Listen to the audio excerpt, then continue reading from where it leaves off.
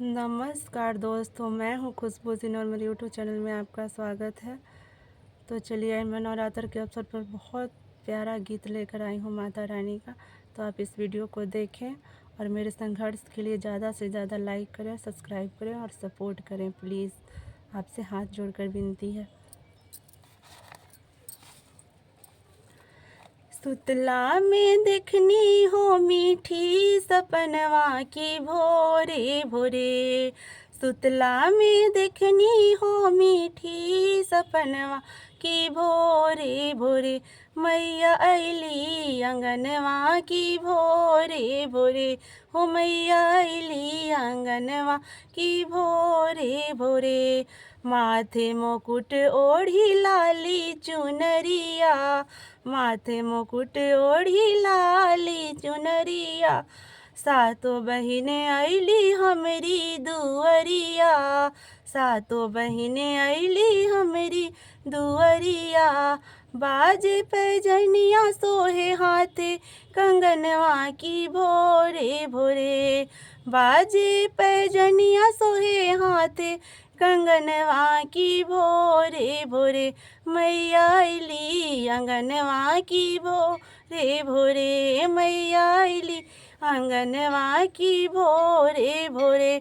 पौआ पखारी हम लाई गंगा जल से। पौआ पखारी हम लाई गंगा जल से। भोगवा लगवनी मीठा मीठा फल से। भोगवा लगवनी हम मीठा मीठा फल से। मांगे लियो मन के जे रहे मंगनवा की भोरे भोरे। मांग लेनी मन के जे रहे मंगनवा की भोरे भोरे।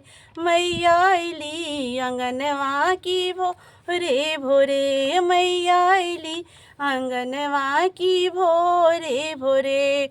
इहे अर्जी माई कही कर जोर हो।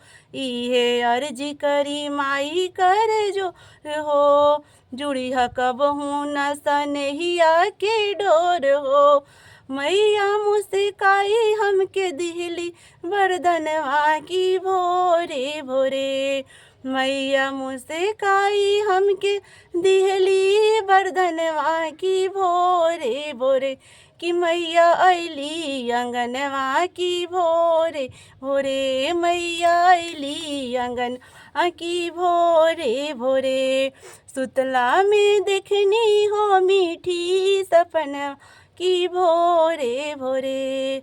सुतला में देखनी हो मीठी सपनवा की भोरे भोरे। मैया अइली अंगनवा की भोरे भोरे। हो मैया अइली अंगनवा की भोरे भोरे। हो मैया अइली अंगनवा की भोरे भोरे। हो मैया अइली अंगनवा की भोरे भोरे। हो मैया अइली अंगनवा की भोरे भोरे।